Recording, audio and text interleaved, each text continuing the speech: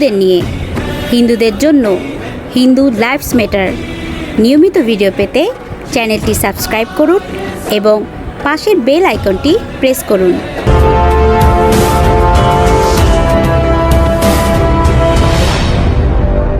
It broke my heart to see such hate and violence being directed towards devotees of God in their temples in Bangladesh. Now, for these jihadists to believe that it is pleasing to God to burn and destroy temples and the murti of such a saintly person as His Divine Grace, A.C. Bhaktivedanta Swami Prabhupada, this just shows how far away from God they really are. God is love, and His true servants embody and manifest that love in the world. Now's the time for the supposedly secular government of Bangladesh to protect that country's religious minorities, including Hindus, Christians, and Buddhists, from the jihadist forces of hate. Solomon. Thanks, Deputy Speaker. I've recently met with concerned members of the Bangladesh Australia community in my electorate. These Australians are family in Bangladesh, where there has been, in recent weeks, rising sectarian violence against the Hindu community. This has included the burning and smashing of Hindu temples, Hindu homes, and the murder of Hindu people, including priests. Many Hindu women are afraid to leave their home, and given that Hindu women have been abused and assaulted, it is no wonder that they are scared. The official death toll is 7 people killed. However, the real number is expected to be much higher. At least 300 temples and houses have been burnt down, but again, this is likely to be an understatement. The Bangladeshi government says that they are investigating mob-related crimes by Muslim extremists, but the Hindu community fears that this is a continuance of a decades-long campaign to force Hindu Bangladeshis from their home to seek refuge in India. Indeed, there have been at least 3,600 attacks on Hindus since 2013. Deputy Speaker, I call on the federal government to urge the Bangladeshi government to ensure that human rights, including the freedom of religion, are upheld and protected in their country. The victims must be supported and the perpetrators must be brought to justice. Thanks. Certainly BBC News reports and possibly domestic reports here in Australia about the events in Bangladesh and reports of mob violence targeting Hindu minorities, reports of desecration of temples and Hindu homes and businesses. I wonder, is it Mr Cowan or Mr Hayhurst, if someone can give me an update of your understanding of the current situation? I defer to Mr Cowan on that, Senator. Senator, Gary Cowan, North and South Asia Division. Yes, we've seen the reports and the evidence of attacks on Hindus in the recent Durga Puja festival, a number of deaths, violence and arson, as you say. The violence was sparked by allegations on social media that Hindus had defamed the Quran. There was a shutdown of mobile data services across 6 districts to prevent use of the internet to foment further violence. What I could also say is that we understand in the last couple of days that police have arrested 680 alleged perpetrators.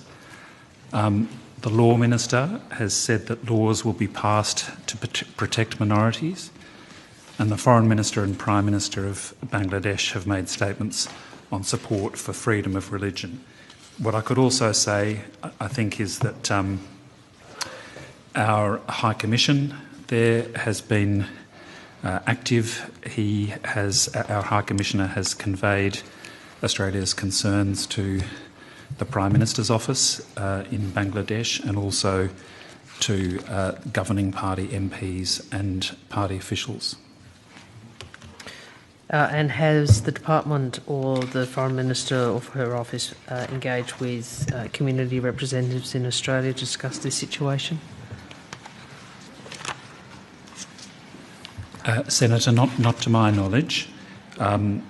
the Foreign Minister has conveyed condolences to victims of violence and Australia's support for tolerance, diversity and religious expression. Yeah.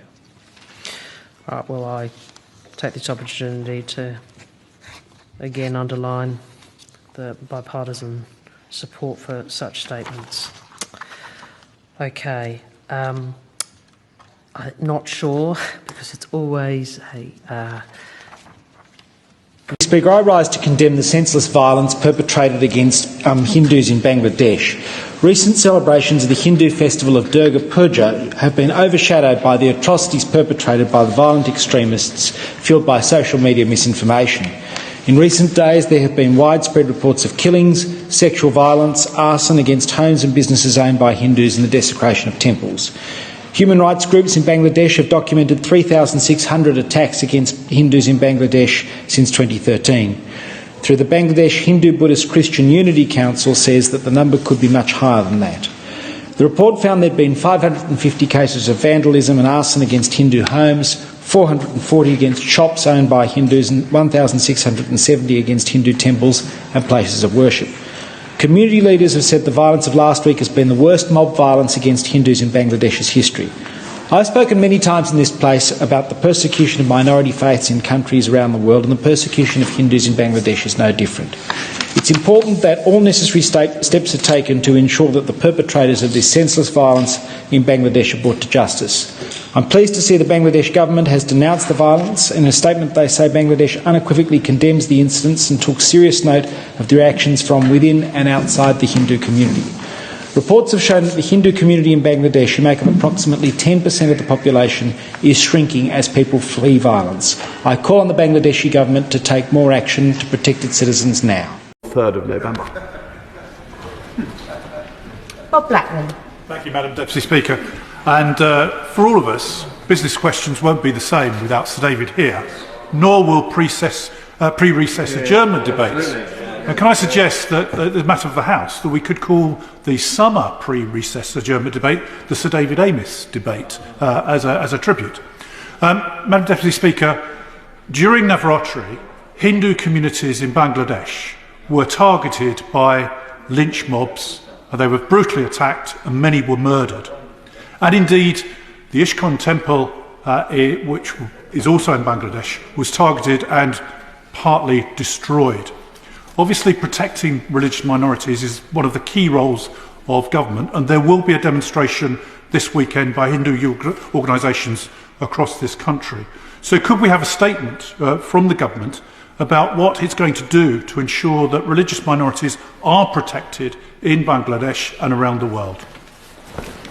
Well, I'm grateful to my honourable friend for bringing this concerning matter to the attention of the House.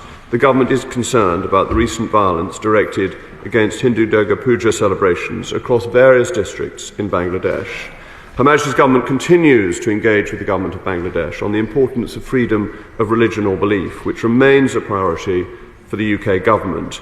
I'm glad to be able to inform my honourable friend that the British High Commissioner to Bangladesh has publicly expressed his concern and condolences to the victims of violence and the UK's support for those working for religious tolerance and harmony in Bangladesh and around the world. In addition to that, I will pass on his comments to my right honourable friend, the Foreign Secretary.